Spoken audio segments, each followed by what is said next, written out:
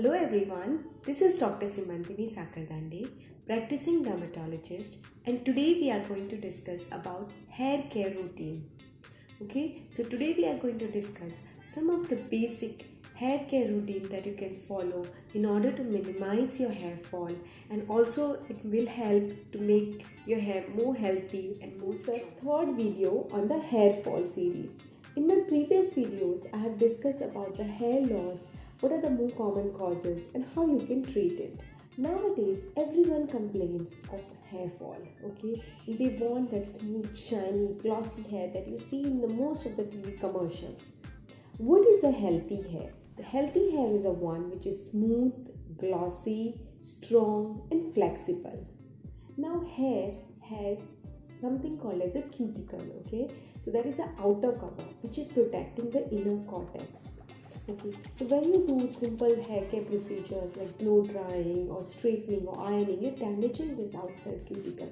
So the inner cortex is exposed, and this makes your hair more frizzy, dull, or you also get more of hair fall. So before I jump to the basic steps of hair care routine, I just want to briefly mention about the factors which affect your hair. Okay, one of the very underrated factor is a chronic UV exposure, that is a sunlight. So when we go out in the sun, we put our sunscreen, we cover ourselves, but we leave our hair out. Okay, the hair is always exposed to the chronic UV radiation, and these chronic UV radiation, they are also damaging the hair proteins and making hair more dull. The second is the environmental factors such as the dust, the pollution. Third is the repeated chemical procedures, like if you color your hair or if you're bleaching your hair.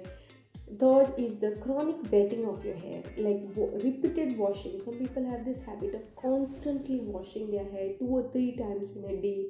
That can also damage the hair.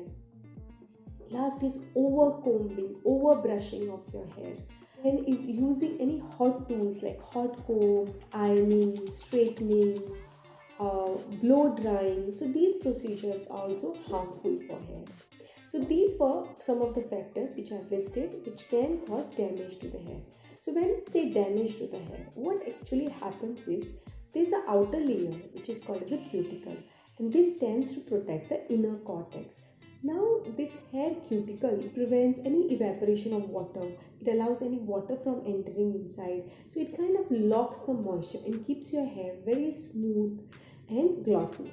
So when this cuticle is damaged, the hair tends to become more dull. Okay, that's why the weathered hair, the damaged hair, loses moisture very easily. Now the dust, sebum, oil, all this tends to settle on your scalp and makes your scalp more greasy and sticky, and also your hair becomes very dull. Also there are many people complaining of hair loss when they change their water. Okay, like the water which they use to wash the hair, like if they use well water or any water which is rich in minerals, then also hair tends to get easily damaged. So now let's talk about washing of hair. Okay, I get this question a lot. How many times should I wash my hair? So if you exercise a lot, okay, if you're sweating or if your hair is really very oily, if you're always outdoors and if your scalp tends to get oily very frequently, then you need to wash your hair more regularly. I would say daily or even alternate day. But if your hair is less oily, or if you are indoors or your scalp tends to be normal, then you can maybe wash it twice or thrice a week. So what kind of shampoo should you use? You can use any mild shampoo for daily use.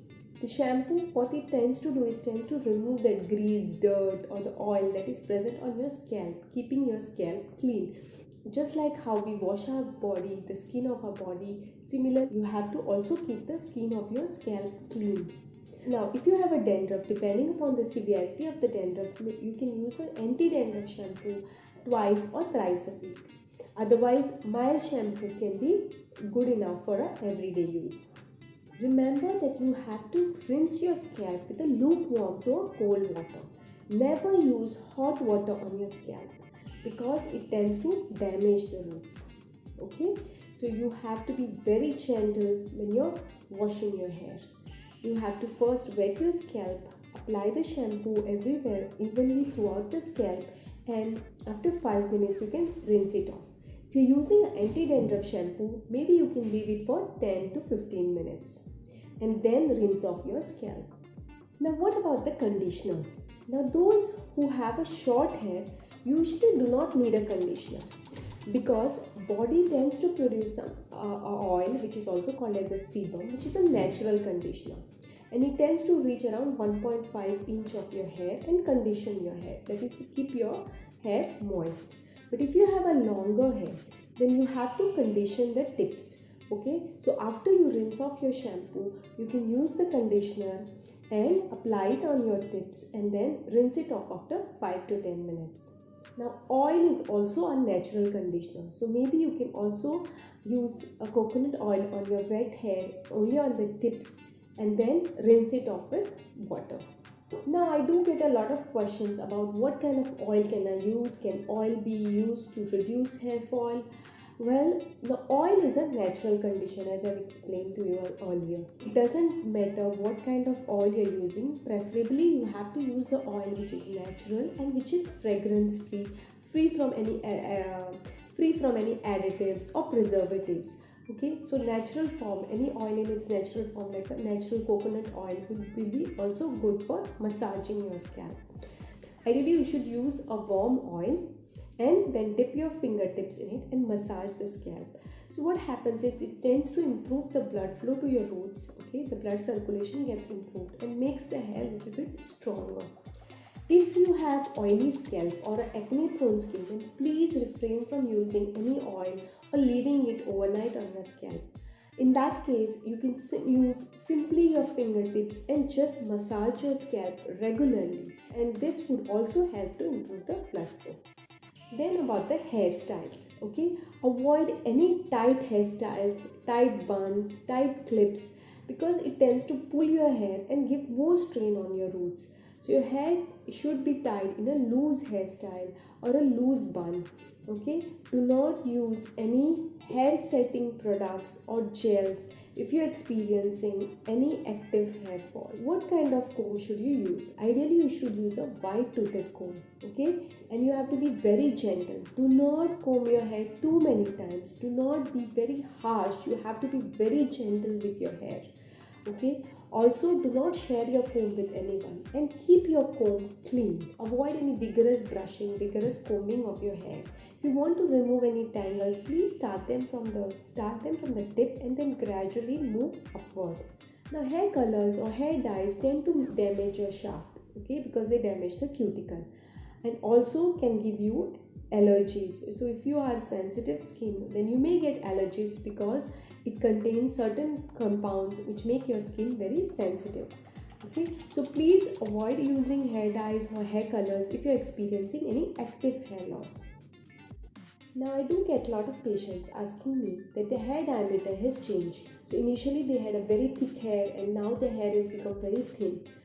Well, if it is because of your age, that after you have reached certain age, you're experiencing that the hair diameter has changed, then it could be a cause of androgenetic alopecia, or it could be because of pattern hair loss.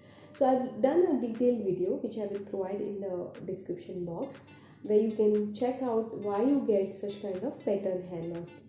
But if it is genetically, if you have a thin hair, then there is nothing that you can do to change the hair diameter to make it thicker. A very important part in hair care is a good diet.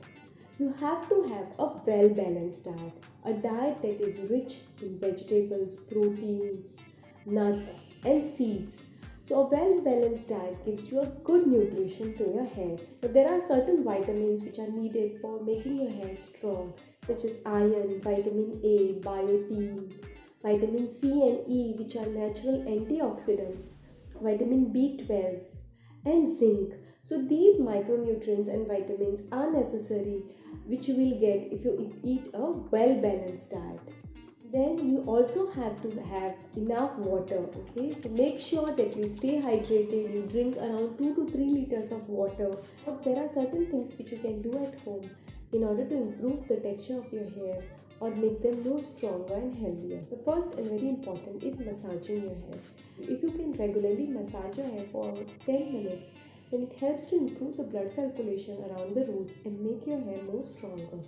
So So if you cannot use oil because you have an oily scalp or an acne issue, then you can use your fingertips and just massage your scalp daily.